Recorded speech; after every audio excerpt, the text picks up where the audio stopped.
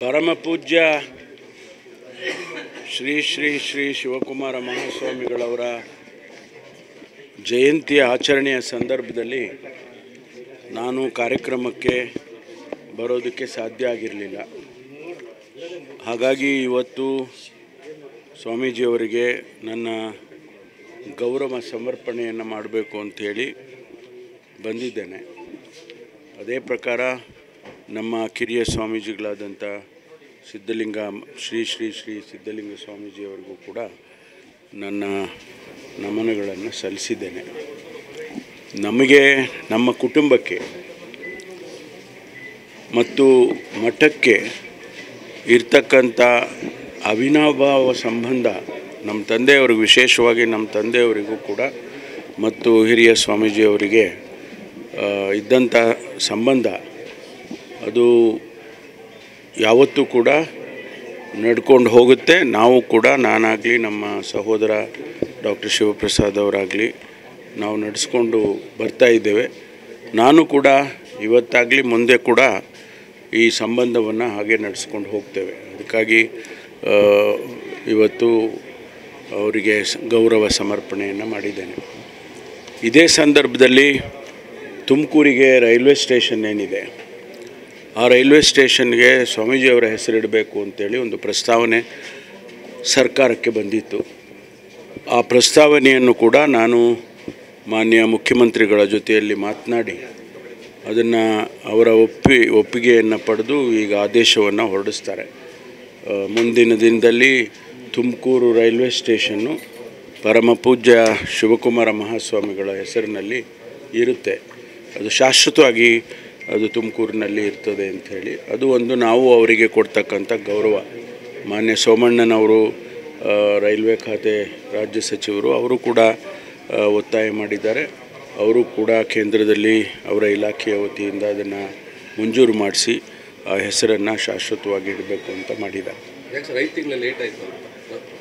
ಇಲ್ಲ, ಲೇಟ್ ಏನಿಲ್ಲ. ಅದೆಲ್ಲ ಸರ್ಕಾರದಲ್ಲಿ ಒಂದು ಪ್ರೊಸೀಜರ್ ಇರುತ್ತೆ. ಆ ಪ್ರೊಸೀಜರು ಒಂದು ಹೆಸರಿಡಬೇಕಾದ್ರೆ, ಯಾವುದಾದ್ರೂ ಒಂದು ರಸ್ತೆಗಾಗಲಿ, ಒಂದು ಸರ್ಕಲಿಗಾಗಲಿ ಅಥವಾ ಒಂದು ಕಟ್ಟಡಕ್ಕಾಗಿ ಹೆಸರಿಡಬೇಕಾದ್ರೆ ಕೆಲವು ಪ್ರಸ್ತಾವನೆಗಳು ಬಂದಂಥ ಸಂದರ್ಭದಲ್ಲಿ ಅದನ್ನು ಪರಿಶೀಲನೆ ಮಾಡಿ ಸಾಧಕ ಬಾಧಕಗಳನ್ನು ನೋಡಿ ಸರ್ಕಾರ ಅನುಮತಿಯನ್ನು ಕೊಡುತ್ತೆ. ಹಾಗಾಗಿ ಆ ಪ್ರೊಸೀಜರ್ ಆಗಬೇಕಲ್ಲ, ಅದಕ್ಕಾಗಿ ಸ್ವಲ್ಪ ತಡ ಆಗಿರ್ಬೋದು. ಹಾಂ, ಅಲ್ಲ, ನಮಗೆ ಭದ್ರಾ ಮೇಲ್ದಂಡೆದು ನಾವು ಸರ್ಕಾರಕ್ಕೆ, ಕೇಂದ್ರ ಸರ್ಕಾರಕ್ಕೆ ಒತ್ತಾಯ ಮಾಡಿದ್ದು ರಾಷ್ಟ್ರೀಯ ಯೋಜನೆ ಅಂತ ಹೇಳಿ ಇದನ್ನು ಪರಿಗಣಿಸಬೇಕು, ಘೋಷಿಸಬೇಕು. ಅದು ಹಿಂದೆ 2 ವರ್ಷದ ಹಿಂದೆ ಕೇಂದ್ರದ ಹಣಕಾಸಿನ ಸಚಿವರು ಶ್ರೀಮತಿ ನಿರ್ಮಲಾ ಸೀತಾರಾಮನ್ ಅವರು ಬಡ್ಜೆಟ್ನಲ್ಲೇ ನಮಗೆ 5,300 ಕೋಟಿ ರೂಪಾಯಿಯನ್ನು ಅನುದಾನವನ್ನು ಕೊಡ್ತೇವೆ, ಅಡಿಷನಲ್ ಗ್ರ್ಯಾಂಟಾಗಿ ಕೊಡ್ತೇವೆ ಅಂತ ಬಡ್ಜೆಟ್ನಲ್ಲೇ ಹೇಳಿದರು. ನಾವು ಭಾಳ ಸಂತೋಷದಿಂದ ಇದ್ದು, ಯಾಕೆಂದರೆ ನಮಗೆ ಅದೊಂದು ಭಾಳ ದೊಡ್ಡ ಯೋಜನೆ, ಭಾಳ ತಾಲೂಕುಗಳಿಗೆ ಅನುಕೂಲ ಆಗ್ತಕ್ಕಂಥ ನೀರಾವರಿ ಯೋಜನೆ. ಆದರೆ ಕಾರಣಾಂತರದಿಂದ ಅವರು ಕೊಡೋದಕ್ಕೆ ಆಗಿಲ್ಲ, ಇಲ್ಲಿವರೆಗೂ ಕೊಟ್ಟಿಲ್ಲ. ಆದರೂ ಕೂಡ ಆ ಯೋಜನೆ ನಿಲ್ಲೋ ಹಾಗಿಲ್ವಲ್ಲ, ಅದನ್ನು ಆ ಕಾಮಗಾರಿಗಳನ್ನು ಬೇಗ ತ್ವರಿತವಾಗಿ ಮಾಡಬೇಕು ಅಂತ ನಾವು ಕೂಡ ಹೊರಟಿದ್ದೇವೆ. ಅಲ್ಲಿ ಎಲ್ಲೋ 1-2 ಕಡೆ ಫಾರೆಸ್ಟ್ ಏರಿಯಾ ಬರೋದರಿಂದ ಅದು ಸ್ವಲ್ಪ ನಿಧಾನ ಆಗಿದೆ. ಅದು ಕೂಡ ಕೇಂದ್ರ ಸರ್ಕಾರದ ಅನುಮತಿ ಬೇಕು, ಫಾರೆಸ್ಟು ಕ್ಲಿಯರೆನ್ಸ್ ಆಗ್ಬೇಕಾದ್ರೆ. ಅದೆಲ್ಲ ಆಗ್ತಾಯಿದೆ, ಪ್ರೊಸೀಜರ್ ಆಗ್ತಾಯಿದೆ, ಕೆಲಸನೂ ಆಗ್ತಾಯಿದೆ. ನಮಗೆ ಕೊರಟಗೆರೆಗೆ ಬರೋದು ಡೌಟು ಮಧುಗಿರಿಗೆ ಬರುತ್ತೆ, ಮಧುಗಿರಿ ಸ್ವಲ್ಪ ಭಾಗಕ್ಕೆ ಬರುತ್ತೆ. ಆಮೇಲೆ ಪಾವಗಡಕ್ಕೆ ಈಗಾಗಲೇ ನೀರು ಬರ್ತಾಯಿದೆ. ಏನು 2,300 ಕೋಟಿ ರೂಪಾಯಿನಲ್ಲಿ ಆ ಯೋಜನೆ, ಕುಡಿಯುವ ನೀರಿನ ಯೋಜನೆ ಮಾಡಿದ್ದು, ಅದು ಕೂಡ್ಲಿಗೆ ಇರ್ಬೋದು, ಚಳ್ಳಕೆರೆ ಇರ್ಬೋದು, ಹಿರಿಯೂರು ಇರ್ಬೋದು, ಇವೆಲ್ಲದಕ್ಕೂ ಕೂಡ ನೀರು ಬರುತ್ತೆ ಅದರಿಂದ. ಹಾಗಾಗಿ ಆ ಯೋಜನೆ ಈಗಾಗಲೇ ಕಾರ್ಯಗತ ಆಗಿದೆ. ಪಾವಗಡಕ್ಕೆ ಸುಮಾರು 328 ಹಳ್ಳಿಗಳಲ್ಲಿ ಇನ್ನು 280 ಹಳ್ಳಿಗಳಿಗೆ ಈಗಾಗಲೇ ನೀರು ಕೊಡ್ತಾ ಇದ್ದೇವೆ.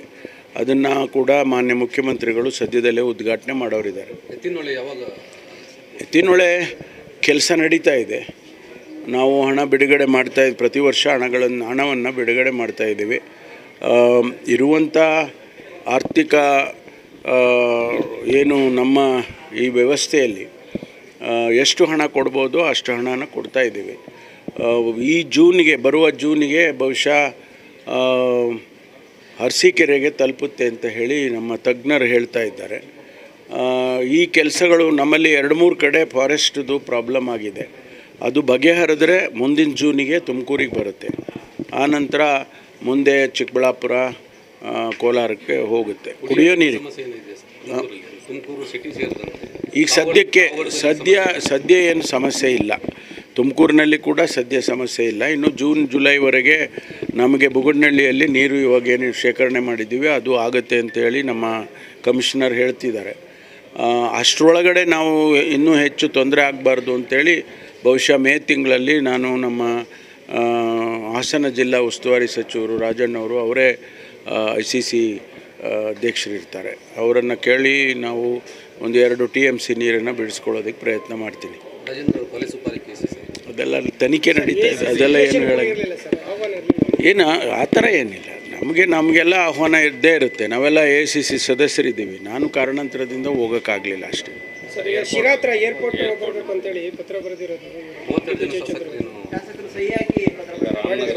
ಅದನ್ನು ಅವರು ಪರಿಗಣಿಸಬೇಕು, ಕೇಂದ್ರ ಸರ್ಕಾರದವರು ಪರಿಗಣಿಸಬೇಕು. ನಮಗೆ ಭಾಳ ಸಂತೋಷ ಏನಂತ ಹೇಳಿದ್ರೆ, ನಮಗೆ ಶಿರಾ ಆಗಲಿ, ಕೊರಟಗೆರೆ, ಮಧುಗಿರಿ ಇವೆಲ್ಲ ಈ ಭಾಗದಲ್ಲಿ ಆದರೆ ಭಾಳ ಅನುಕೂಲ ಆಗುತ್ತೆ.